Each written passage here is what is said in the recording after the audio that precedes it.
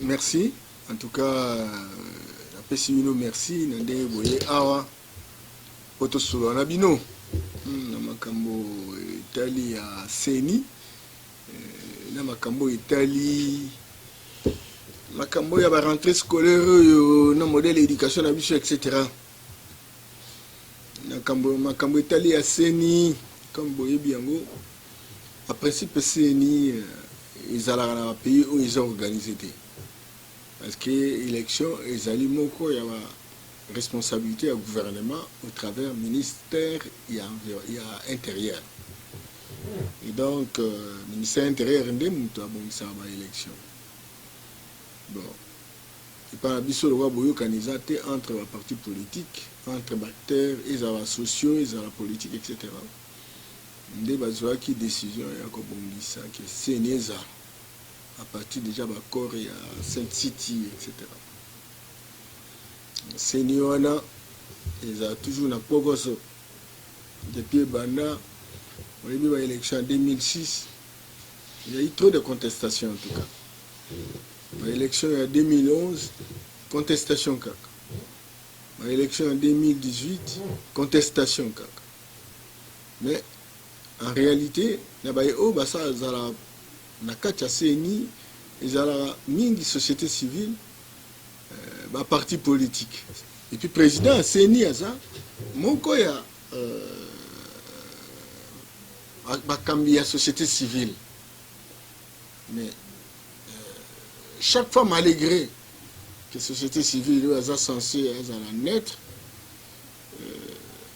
bakambango en tout cas contestation réclamation etc. On dirait neutralité à la société civile ezali vraiment prouvé dans l'opinion. Comme ici, en 2021, CENI a la responsabilité et les discussions de Salima pour le président de CENI, qui récemment, loi sur Makambangwa CENI. Et ça qu'on prévoit certainement que ma confession religieuse pour le président et la CNI. Or, le quoi il a déjà la discussion dans l'élection 2006, même 2011, ils ont toujours discussion de moi. Boyo quand il venait à Malongé, ils allaient entre la confession religieuse. 2018, Nemo Kaka. Et puis, à un certain moment, il n'y a pas longtemps, pour Babanda Misala, il y a Makamba Senyango, contestation de Salimaki. C'est que très clairement, ils ont la loi, ils ont tout ça. Ils ont tout ça. On dirait, tous ont manuel, tous ont qui ont une réflexion. Talanan. Ce qui est la confession religieuse. La confession religieuse, mon y a composante, il y a société civile. Parce que la société civile, tu as 8 composantes. Au coup de la confession religieuse, on n'y a pas un cas. Au coup de la composante, il y a ONG, au coup de la composante, il y a la femme, au coup de la composante, il y a l'association culturelle, au coup de la composante, il y a la corporation professionnelle, le syndicat, l'ordre des médecins, l'ordre des avocats, etc. Elles sont 8. Ça, c'est la société civile. Or, responsabilité, il y a qu'au piloter, qu'organiser l'élection, et ça, ils ont revenu à la société civile. Mais la société civile, on va désigner notamment l'église. Mais, dans la loi, on dit que l'église va poni, va valider vis-à-vis de la société civile, 8 composantes sont ensemble. Ah non, il faut que bango va valider. Alors le roi tout kanga misiko. Omoni faiblesse au niveau de la réflexion, faiblesse au niveau de la bilo na sentiment, etc. Les autres sont bloqués. Tout ça bloqué. Qui dit que l'église a la moralité nécessaire pour que ça m'a le gouvernement. Expérience, c'est ça, pour démontrer le contraire. certainement qu'il y a des gens qui sont membres des églises au bazar un peu sérieux. Mais en tout cas, la plupart, sérieux et athées. Et puis pour ça, qui mboka et bonga, ils ont bangote. Il suffit qu'ils s'aient le moteur, la bangoga, bangoga, sont des baaliens, etc. Vous voyez que les gens qui sont dans le matérialisme, etc. Voilà. Mboka, ça va disparaître. Tout simplement à cause de l'élite, à la fois politique et intellectuelle. Parce que loi wana, il fallait un loi monco avec un débat de fond. Bon, alors juriste, attends. On dit, résultat modèle, juriste, gréco-romain, etc. Ils ont permis à la société d'avancer. Et donc, personnellement, on a un problème à Séni, il faut organiser ça, parce que 3 fois de suite, organiser la résultat à contester. Il faut toujours un minimum de garanties que les résultats à contester. Et comme déjà bango moko entre bango, organisateur, certainement il fallait que suivre Kolanda Oyo Mibeko Elobi. Dans Mibeko wana babino bozo consensus. Ce consensus c'est bo sala ba élection. Tala kaka. Mais ce ba sala élection 8 contre 2 et vous avez au boulot. Alors il faut sagesse pour écouter en Kati. Dans Kati il y a ma candidature wana.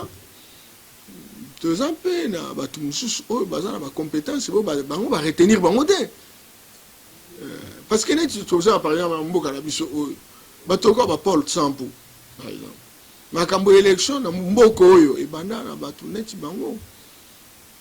Makangama na mboka oyo kaka pona olité pona démocratie. Kokende exil kaka pona yango, je me suis beaucoup na kolo pas en faveur réalité parce que en fait nazolo baké ceux qui par exemple bon matin escalier mo boy ceux beaucoup maté bozo appel escalier mususu. Ça veut dire en fait que ba candidat oh s'est présenté etc. Ceux qui moyens ils attaquent que boyo candidat bozo ba candidat mususu parce que ba candidat mususu ils sont censés ne pas représenter certains intérêts parce qu'ils n'ont pas été retenus. Alors ce qui s'allume pour moi, je pense que ça va faciliter la chose, ça va débloquer parce que si on est toujours qui magamezo bongagate et le magamezo bongate, ils ont retardé. Mais en fait, ça faut tianan. C'est que le lobby de l'élection est salimé en 2023. Faut tianan. Alors tant que tu as ça makamboana, bazo ça ba calcul nyoso na bazo ça comptabilité. Raison pour laquelle il y a en tout cas dans le lobby première solution, ça veut dire il faut qu'on continue, et je salue naturellement il fallait qu'on s'associe chez Zala, etc. On va continuer à discuter, mais on va encore continuer à discuter,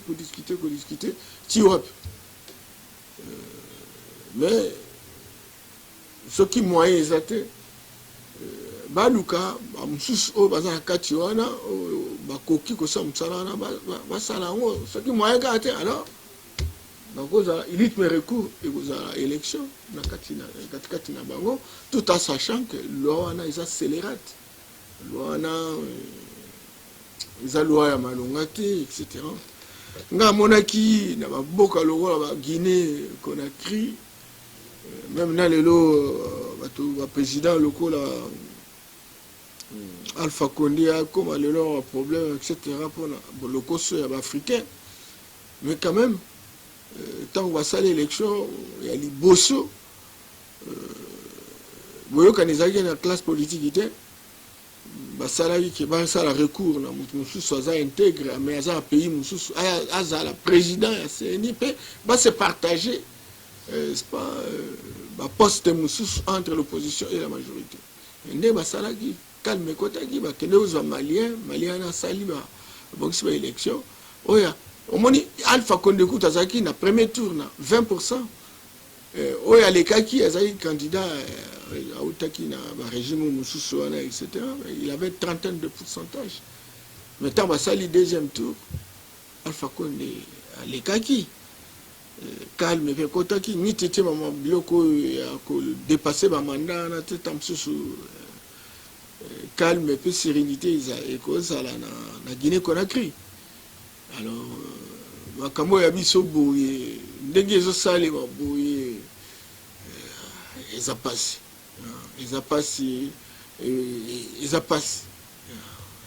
vraiment eza pasi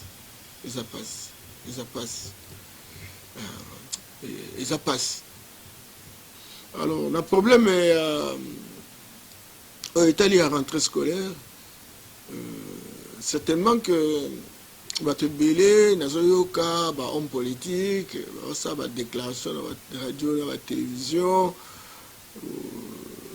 certainement que bon avec des grèves par-ci par-là etc bah enseignant bon quand des ezalaka mais bana ba uzonga kaka ba otanga na bango kaka ba musupe ba bandi ya kotanga le il faut qu'on félicite sur un nombre de bana au baquet dans qui na école moko bana l'année passée bazaki na salle 30 élèves année oyo 90 élèves certainement que l'année passée avec la gratuité toujours qui 4 millions ya bana au baquet des classes ce qui est une bonne chose. Mais j'ai comme l'impression que à Noyo, tu as des millions où il va royal sous. Alors, certainement que moi, ma difficulté aux là, il faut un peu plus de moyens. Certainement que le président de la République à Bunda, à Bunda la 4, comme dans Libana, on a des moyens de telle sorte que l'infrastructure va augmenter la salle, va augmenter l'école, etc. Et ça, c'est un effort à faire.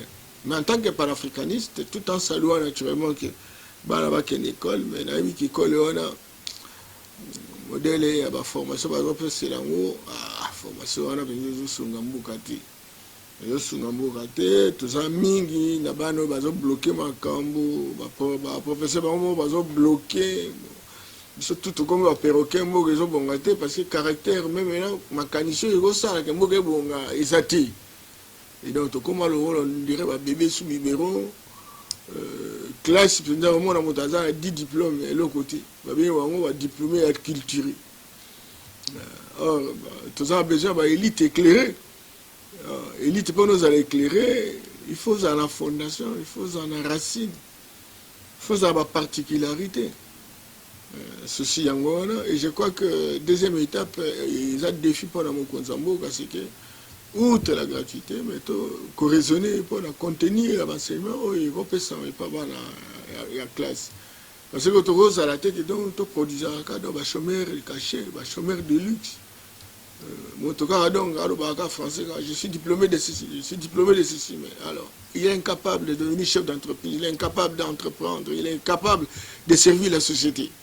Et alors, dans le quartier, donc, fêter, la classe, mais moi, ça, tout cela, ils ont ma question de société. Il y a un politicien,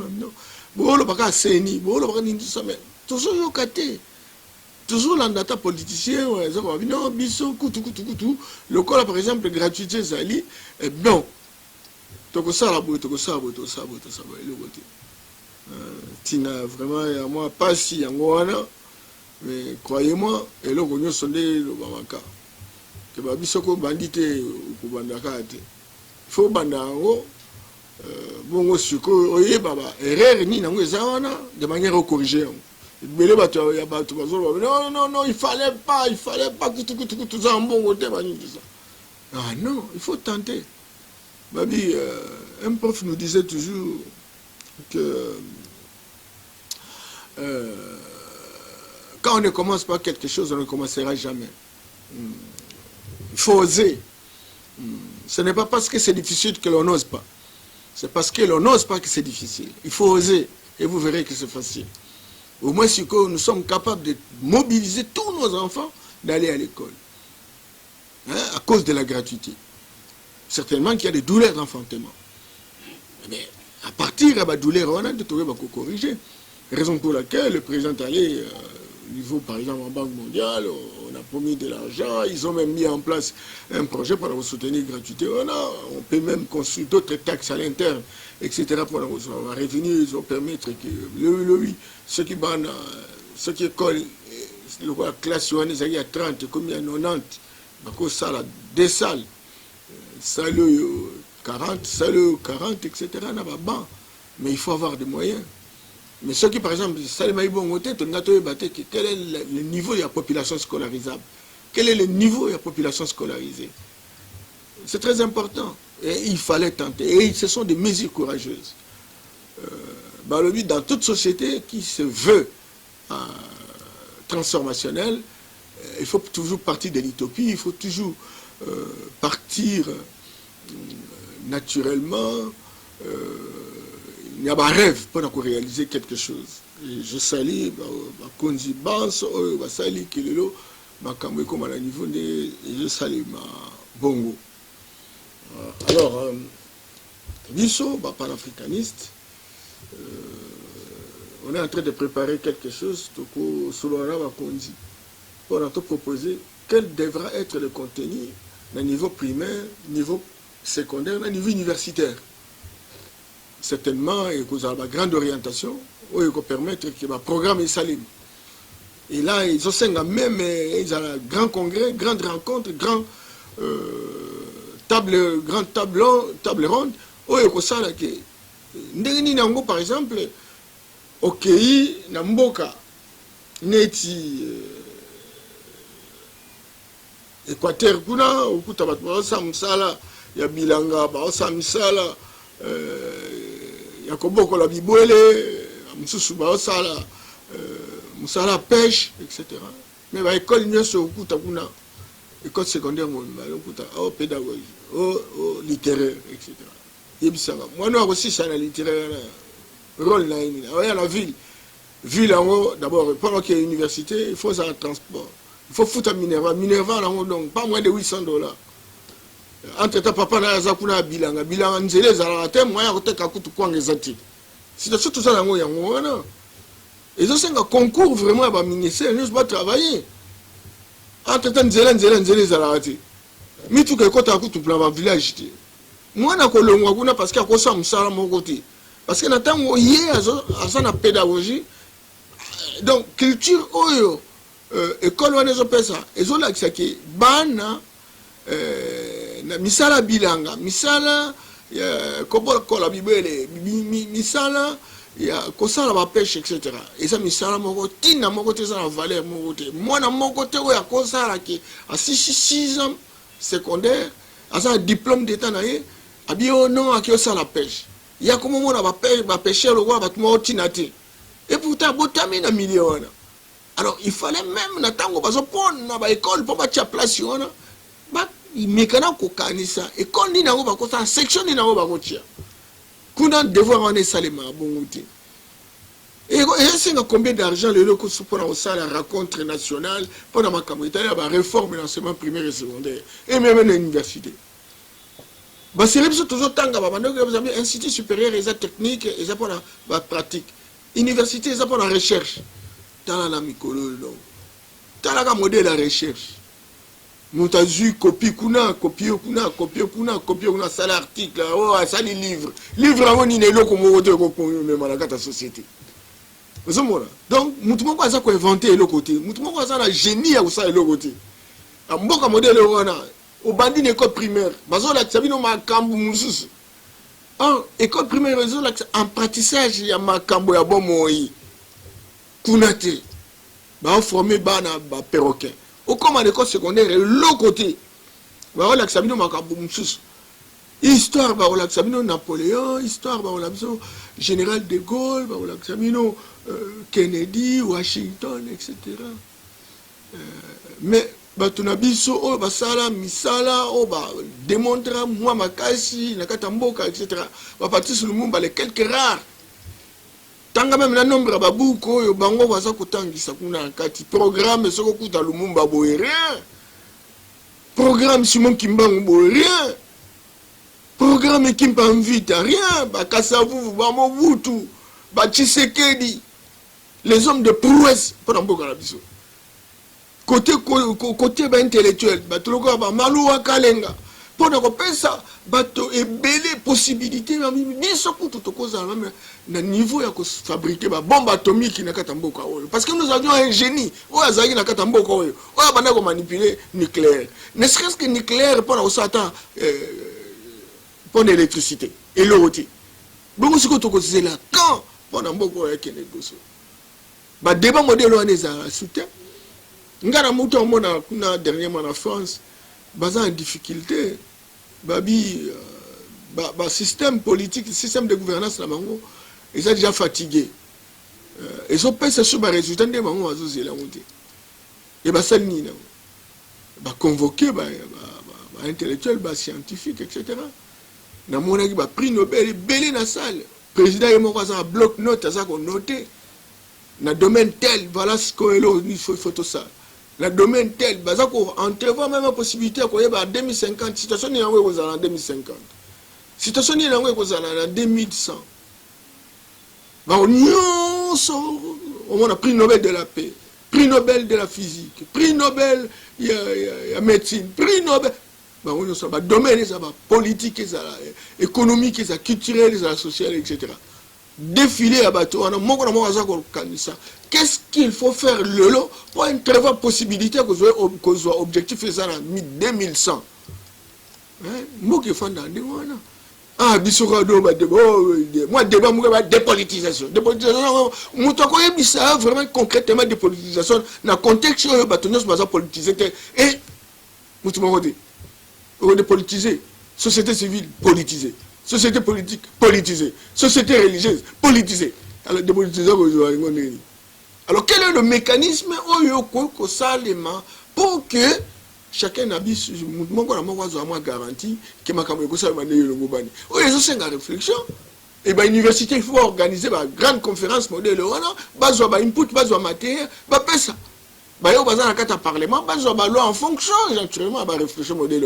Il n'y a rien, il n'y a pas de cohérence, il n'y a pas un cordon ombilical entre l'université, la politique, l'université, l'économique. Rien. On fabrique des chômeurs de luxe, on ne sait pas combien d'entreprises nous avons, quelles sont les sociétés potentielles qui peuvent véritablement absorber même sa classe, etc. On est dans une armée de chômeurs de luxe, inutilement, vraiment, comme sans plus-value dans la société. Et voilà tout ce qui est le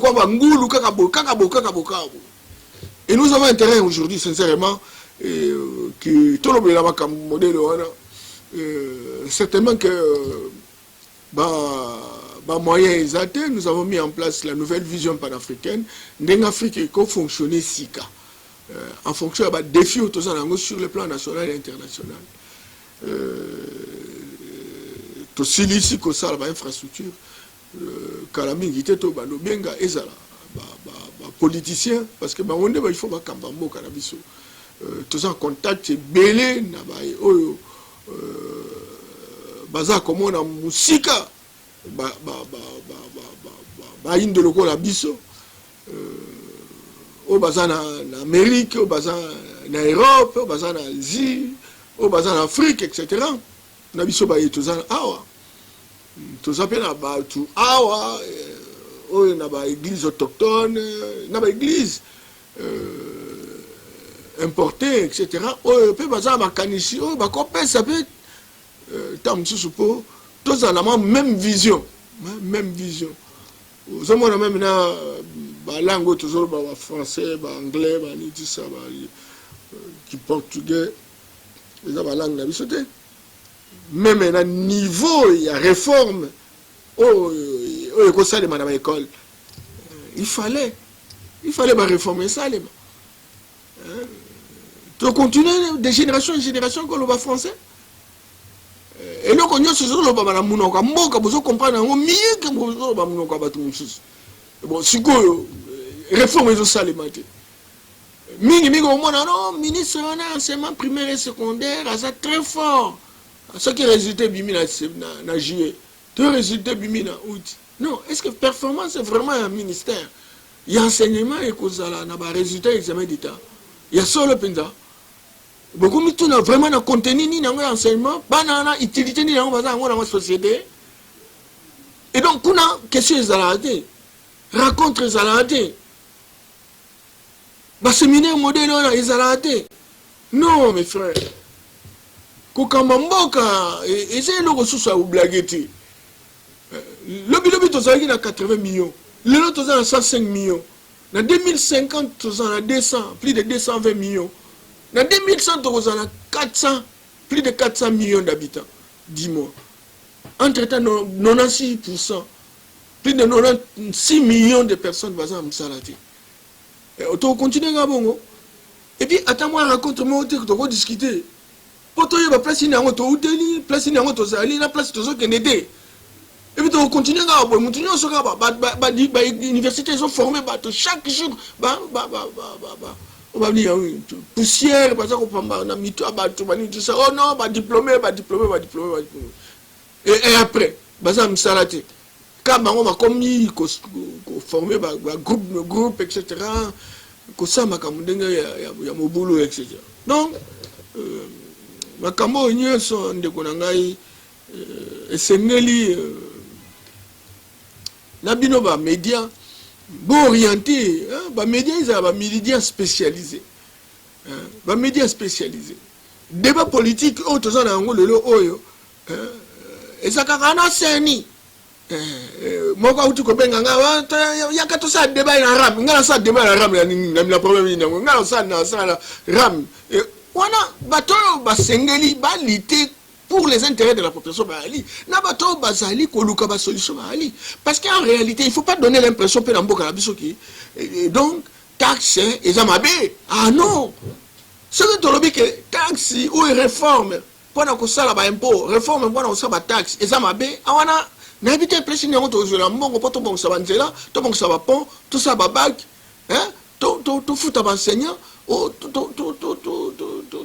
bon sa ba bibliothèque to bon sa ba hôpital non mon cher ami mbongo ko uta kaka na ba taxe certainement qu'il faut qu'on encadrer ba taxe on a pour et se volatiliser mais être contre systématiquement nous ce qu'on sala que tant que qu'on tire sur moi quelque chose et de l'autre côté qu'on senga mai qu'on senga l'utilique etc ba quand ça tombe sous ba ko sambela nzambe nzama otinda électricité ezama monter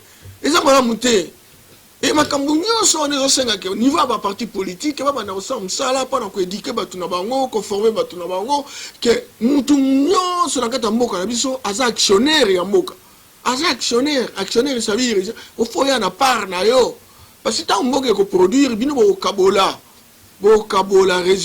revenu ou beaucoup générer dans l'entreprise Moussali. C'est ça être actionnaire de la République. Alors, ceux qui sont actionnaires de la République, comment on va venir taxer ça les maths? Bon, non, on va faire ça, contribution. On va contribution. Non, on va faire ça, bon, pour tout ça, bâtiment public. Quel est le territoire? J'ai beaucoup aimé en Premier ministre, il faut autant d'argent dans le territoire pour attribuer de pouvoir et salement. Va construire comme non, le territoire nous c'est là qui a mindé c'est quoi. Hein? Bah hôpitaux de référence, bah bien zone de référence. Nous c'est quoi. Hein? Tous c'est là quand mundele tika ngo et baby donc tous c'est mundele. Et je salue naturellement il faut un gouvernement non, il faut tout au plus au moins 1 million. Ceux qui, par exemple, ont affecté 1 million dans 145 territoires, en termes ne serait-ce que d'infrastructure, ce qu'on a dit, par exemple, la Caisse nationale de péréquation, pendant qu'on construit l'équilibre dans le cadre de l'investissement. Ce qu'on a, par exemple, un budget, il y a 10 milliards. Ce qu'on récupéré, par exemple, 10%. Et ça, 1 milliard. Et ça, 1 milliard. Alors, Kabola, 1 milliard, par exemple, dans 26 provinces. Hein? Kabola, on a combien de millions? Mais c'est beaucoup d'argent. Beaucoup ça m'a embellé. Alors, maintenant, même la caisse de péréquation, fonctionnement dans mon boulot, et ça va fonctionner. Donc, façon de base comme même avant bon et mon ana solo que 10% moyen qu'à atteindre bon investissement pour la province en termes retenir à la source ça les maths c'est vrai etc. Combien on donne tout ça, c'est toutes ces questions-là, encore qu'au niveau de la province, baza na ba taxe na bango propre, baza mobiliser ba ressources. Et ça combien? Moi, contrôle la bango te. Moi, contrôle ça les ceux qui par exemple, moi, mbongo outil na niveau national qui est na province. Mais oh, bango va produire. Ok, même maintenant, niveau il y a mairie, il y a ma ville. Bango peut baza ko produire. Baza ba taxe na bango, na nomenclature de taxes, la répartition est bannie. Ok, peut na commune, baza peut na ba taxe ya bango. Ok, na secteur, na chefferie, baza ba taxe ya bango. Alors, nana tout na bango. D'abord, au niveau de l'entité territoire décentralisée, au coup, même organe délibérant, c'est-à-dire l'assemblée de conseil de ville, conseil communal, conseil de chefferie ou de secteur. Exacté. Parce que l'élection locale est limité. Donc, on dit tout ça, il y a une priorité. Si on va en 2023, et donc, tout ça là, de telle sorte que, bon, tout ça, l'élection présidentielle. L'élection présidentielle, c'est tout beau. Mais tout ça, il y a 3 cycles. Mais l'élection locale, nous avons plus de 1450 entités territoriales décentralisées qui fonctionnent comme des républicaines. Bazan a budget, bazan a ressources, bazan a taxes, etc. Et que Mouton Azar, par exemple, le chef de secteur, Azar, censé Azar, le président de la République, une entité, on a. Dans ça, la comparaison, par exemple, dans le pays local, par exemple, Sao Tomé de principe. Azana 1000 km², 1000 km². Et puis Bazana 200 000 habitants. Azana pays, Azana ba mituka, Azana ba avion, Azana ba bâtiment, Azana ba ministre, Azana ba gouverneur. Et richesse ni yango Bazana ngo, ka pêche. Oh na pembe ni océan. Bazana lo msude. Bazo futa bato wana ndeni. Et ça a 200 000 habitants. Zouaville à Kinshasa, plus de 15 millions d'habitants. Plus de 15 millions d'habitants. Ce qu'on dit Kimbanseke, c'est 2 500 000 habitants. Ce qu'on dit 3 millions. Ce qu'on dit Gabon, 1 500 000, tout au plus 2 millions. Toute proportion réservée. Kimbanseke est qui Gabon? Mais Gabon, quel est dans le stade? Quel est dans le stade où on va construire? Quel est dans le palais où il y a présidentiel? Quel est dans le palais gouvernemental? Comment donc en tout cas s'il vous plaît dans la province na bango mais qui m'a dit qu'il est qui 2 500 000 vous avez 2 500 000 actionnaires et puis rien au côté même maintenant commune yango ba salaire na coopération technique belge ne ba tongi commune donc on est incapable de construire commune avec les moyens propres rien mais au sein 2 500 000 personnes potentiellement capables de couper ça. Bon, vous avez place ni autre zali. Vous avez place ni autre zali. La ville de Kinshasa, elle a plus de 15 millions. En 2025, elle risquait d'être la ville la plus peuplée d'Afrique. Et qu'on est qu'Égypte, et qu'on est qu'à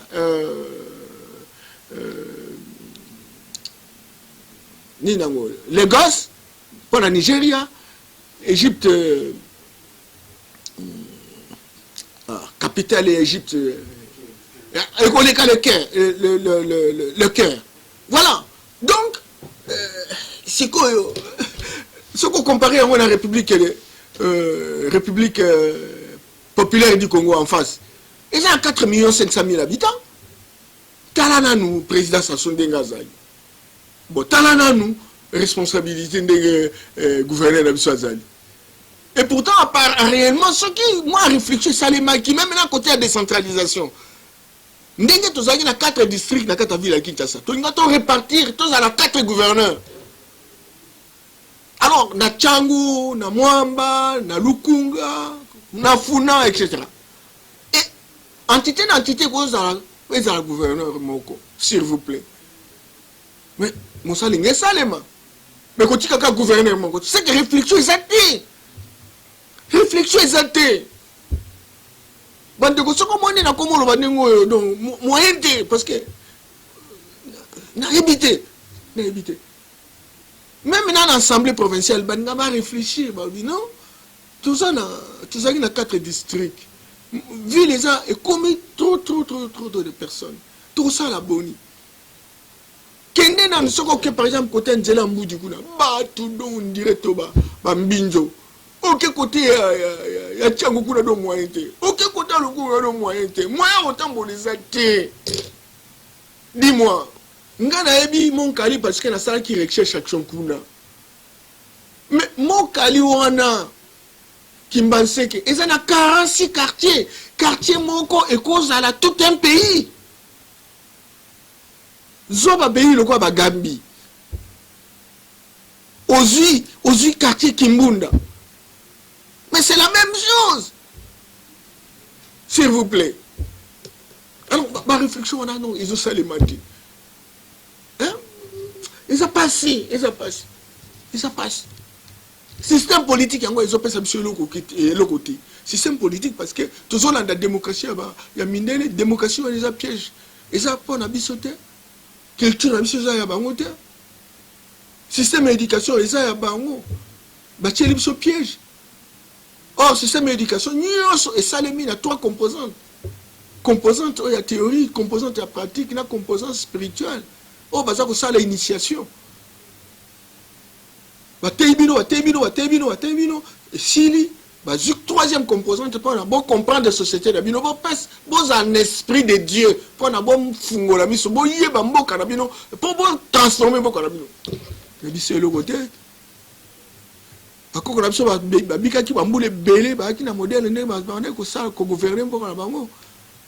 Parce que puissant. Alors, non, ce que ça me dit. Tant que ça classe, au commis docteur, au sali double doctorant, au yebi vraiment ndenge mundele sala makambuna ye. Balobi pe na utaki kolanda ndeko mususu aza sava na biso aza moindo azo babi au fur et à mesure tant ozo mata na ba classe et donc ozo comme avant imbécile parce que ozo kantaka que vision ya ba occidentaux ya wona muto développer ozo le loko mususu te ya kosa ya ozo mala muto non moi j'étais à la Banque mondiale. Oh, moi j'ai été au Fonds monétaire international. Donc, Alinga même la biso recette. Et donc, en dehors de recette, donc il y a évité que recette monsieur Rosa. Moi, j'ai réfléchi. Non, non, la Banque mondiale, en fait, c'est ça. Arrêtez des conneries. Pourquoi biso la Banque mondiale, ça fait combien d'années tout ça en partenariat? Et pourquoi recette yango ezawab? Fonds monétaire international yango ezawab. Va prendre même en otage Banque Yabiso, Banque africaine de développement. Alors, pour l'année, nous avons aux économistes qui ont inventé le système où c'était pas un bon gars. Parce que on dit que bango bloco et ça to benga outil de pénétration et de domination. Pour pas dominer à distance, donc ils mettent en place leurs outils par les gens qui ont gagné la Deuxième Guerre mondiale. Alors, ma réflexion là, ils ont raté. Au cours de l'université, moi je suis politologue. J'ai fait la politologie. Dans un concept inutile. Inutile. Il y a la politologie. Je ne si un conseiller, un ministre, tu vois. Ou alors prendre des recettes seulement en France, seulement en Belgique, etc. Oh, Belgique, n'a comportement à bateau, n'a pas titi, n'a pas haut. Et c'est un démon, on a sauté. Et donc, il faut que correspondre à la réalité de Abisso. Et donc, tout ça, la situation très, très, très grave, je suis obligé d'en parler parce que ils ont passé. Tout le monde devait aller aux élections, mais tout le monde ne sait pas comment on peut changer la situation des Congolais. Oui bien, s'il te plaît, à supposer que le quoi, tout ça, la Cour des comptes, tout ça, IGF, tout ça, l'agence de lutte contre la corruption, etc. Biloko wana nyoso, tant que je comme Michel, so mbongo, oyeko bakisama na nyoso, tout ça na. Dis-moi, boza 200 millions de personnes. Boza na budget à 15 milliards. Boza na ngoni. Boza na ngoni 200 millions. Vous avez 2 345 000 km², 409 km². Boza na ngoni. Boza na ngoni 1450 entités territoriales décentralisées. C'est-à-dire que 1450, n'est-ce pas, gouvernement. S'il vous plaît. Comment vous faites la répartition? Tu vois? Alors, nous avons besoin, il y a réflexion, nous avons besoin que les universités travaillent, nous avons besoin que les opérateurs économiques ne fassent pas des choses. Tout ça n'a pas potentialité, tout ça n'a pas ébélé. opérateur économique, il faut déjà orienter l'activité en fonction. Au moins l'opérateur économique, donc, a une capacité d'action, a une capacité d'initiative, a un partenaire, soit un espace, un belé, surtout un politicien. Donc l'espace au monde a 1 million d'hectares de forêt à Zoyango. À la spéculation, à un partenaire étranger. Mais il est capable de prendre des décisions pendant que transformer sur place de telle sorte que l'école ne serait-ce qu'un jour, à ta porte, à ta table, à ta banc. Et de l'autre côté, qui est dans la zone forestière, non, Tombeka qui n'a pas un spécialiste à la question de la forêt, l'une de mes formations, bien entendu. Je travaille à la Banque mondiale. Quand on a ma Italie, ma forêt. Il y a des bois. Il y a des régions forestières. Ok, on a un territoire. Territoire, administrateur, même un kit, il y a et pourtant, il y a 8, 10, 15 sociétés basées sur l'exploitation. Bon, il y a superficie. Bon, il y a abattage. Bon, il y a redevance proportionnelle. Il y a quoi raté? Et moi, on a une dame qui s'est associée à Dambo, province associée à et puis dans le village, on n'a rien. On va garder les ayants droit. Et l'autre côté. Et pourtant, code des alliés. Tout ça, ce sont des choses, des grandes réformes. Il faut qu'on soit là-bas. Ministre, le bazar, on s'en salade de l'Europanie. Ah, c'est comme un ministre, donc il faut y battre, il faut y battre, il faut y battre, il faut y battre, si tu sais bien chanter, danser, etc. Et donc, chef Nabino, il y a groupe Nabino à positionner, etc. Au comment vous n'aurez pas amené place aux bandana, place aux autres qui ont évité. Et voilà, on besoin de manana. Vous, mon peuple congolais. Vous, mon peuple congolais. Dans une salle d'urgence, on n'envoie pas de stagiaires. Vous risquez de planifier la mort. Et vous voyez que le pays est en détresse, le pays est en déconstruction totale, le pays a été détruit pendant plus de 50 ans. Et alors, bateau, il faut véritablement avarie ou rien. Et bon, il faut apprendre la signature. Ils ont bien dit. Pourquoi il y a même la signature? Mais il faut y aller en haut. Et puis, dans ma place, nous sommes ça politique. Ça, politique, il y a un parti politique. Le parti politique, nous sommes là qui s'arrête. Non, par exemple, aux secrétaires, aux par exemple, chargé à environnement, aux par exemple, chargé à agriculture. Tout dans le secteur droit de l'homme, compagnie, etc. Le débat, au état, les secteur par secteur, et ça, il y a un parti politique. En principe, le parti politique, ce qu'on a par exemple chargé à l'agriculture, il faut dans la situation réelle, les différentes politiques agricoles à Katambokawana. Aujourd'hui, il y a besoin de discuter, même dans la réunion, il y a bien un gouvernement, il y a parti. Début comme ça, les mots tour, il y a Makamboana. Ce qui dit ce toyer, dans la situation de Ngezango Lelo, dans la différentes lois de Ngezali, dans la incohérence dans la loi telle. Voilà comment nous proposons. L'option de commune dans le pouvoir, eh bien, nous allons appliquer telle ou telle politique. Mais quand on est seulement, aux agricultures, on discute même la question agricole. Aux environnements, on côté. Droit de l'homme, on côté. Discussion ça les maracas, tout ça la marche. Discussion ça les maracas, tout ça la déclaration. Discussion ça les maracas, tant qu'il y a tel côté, à tel endroit, etc. Il n'y a que ça. Et vous croyez que le pays va changer? Vous croyez vraiment que le pays va changer? Lui, il a sali étude. En 2000, non, Congo, il y a 1960, et l'équipe Congo, il y a 2000. Et Congo, il y a 2000, pour tout ça, dans la situation en 1960, il faut tout ça à 75 ans, 75 ans. Pour tout ça, dans la situation en 1960, nous étions en 2000. Regardez la situation après 2000. C'est sur place, il y a un autre. Alors, en 2000, on a pas tous 75 ans dans la situation de 1960, et il faut tout changer le modèle de le système spirituel, il faut tout changer le modèle de l'éducation, il faut tout changer le modèle de la politique, il faut tout changer même niveau de la communication. Vous avez une chaîne nationale. Quel type d'émission, s'il vous plaît? Débat de prospérité, débat de lutte contre la pauvreté, Zawapi. Bah, espère modèle, on dit, on les capuna donc, on passe en bon, passe en bon, passe en bon. Mais il y a quelque chose pour nous passer pour un beau canard. Et moi, on va ça là, on peut pas améliorer le connu, on peut pas sauver matériel, parce qu'on sauve matériel, ils sont comme une entreprise commerciale, tant mieux. Bon, on va changer. Ascenseur, il n'y a pas de talemi à RTNC, ascenseur, ils ont raté. Le ministre, Kima, 19e niveau, comment à côté à Fatima. C'est ça, trouver solution dans un pays. Tu vois? Alors, on me dit comment et ça passe. Peut-être il fallait pas qu'on le manie, mais c'est pas normal. Qu'il y a RTNC, ils ont combien de tâches? On a qu'on mata dans ascenseur.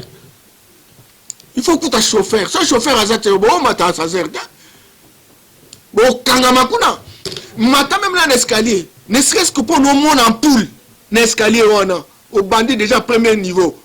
Au moins moli et koti. Qui OK mais aux en a 10h, aux en a 11h. Tout simplement parce qu'ampoule les athées. Ampoule les ont coûté combien? 2000 francs. S'il vous plaît. Et c'est comme ça qu'on va payer, on va construire le pays. C'est comme ça qu'on va changer ce pays. C'est comme ça qu'on va vouloir se faire appeler excellence, honorable, etc. Pour multiplier les maîtresses, pour multiplier pas des maisons, multiplier ne sais pas quoi, etc. Ah non. Ils ont mal monté. Ils ont mal monté. Et je crois qu'aujourd'hui, plus que jamais, il n'y a que l'IDPS qui a fait 37 ans à l'opposition. L'IDPS qui a un devoir de redevabilité vis-à-vis de son peuple par rapport aux promesses qui ont été faites. Et ça l'IDPS de corriger la situation. L'IDPS a un devoir moral, un devoir de responsabilité, de redevabilité. Tous nos ancêtres divinisés nous sont en train de nous voir. Ils nous ont donné l'opportunité de pouvoir gérer le pays. Etienne Tshisekedi est en train de regarder. Kimassama Liba est en train de regarder. Mouankem est en train de regarder. Tout Liao, Marcel, tous ces gens-là, ils sont en train de regarder pour que nous puissions changer. Et c'est maintenant plus que jamais que nous puissions véritablement montrer que nous avons une torche pour éclairer l'avenir. Ça, on a la responsabilité. Et nous profitons véritablement que nous avons un président de la République. Encore que nous, les collaborateurs, nous, les membres du parti, nous l'aidions pour que nous puissions relever le défi. Parce que seul, il n'y a pas rien. Mais ça, tout ça, il faut une intelligence collective. Il faut associer tout le monde. Ce qu'on aime, ce qu'on n'aime pas. Et ensemble, comme un seul homme, nous traçons le chemin. Ne serait-ce que poser les jalons. Poser un premier pas. Et le premier pas a toujours été le plus long. Ça, c'est le défi qui est le nôtre. C'est à quoi je m'arrête là et je vous salue tous. Je m'excuse beaucoup, c'est peut-être dérapé, tout, dans le Bibiloba, au Limbi Sanga, mais ils associent. Parce que quand je regarde ce qui se passe, j'ai observé le pays depuis 20 ans, les 20 dernières années, Nabi a continué à bouiller. Il faut peut-être pas le courage de le dire aujourd'hui pour que l'OBI peut-être, moi correction, mais je sais qu'il y a des pas. Nous avons stressé un peu pour la gestion, pour la IBA, etc. C'est déjà le commencement, mais il faut que bateau Nyons bazar structure de dissuasion va se mobiliser, ça la tout ça que bazali et ça va aider le chef de l'État, le gouvernement dans son ensemble à relever le dossier. Encore une fois. Merci Nanyoso Bolandi, pe na sengi bolimbisi na o nyoso amabe o ebimi na munoko. C'était ça Libako. Merci bien. Libako ezanga raté. Merci.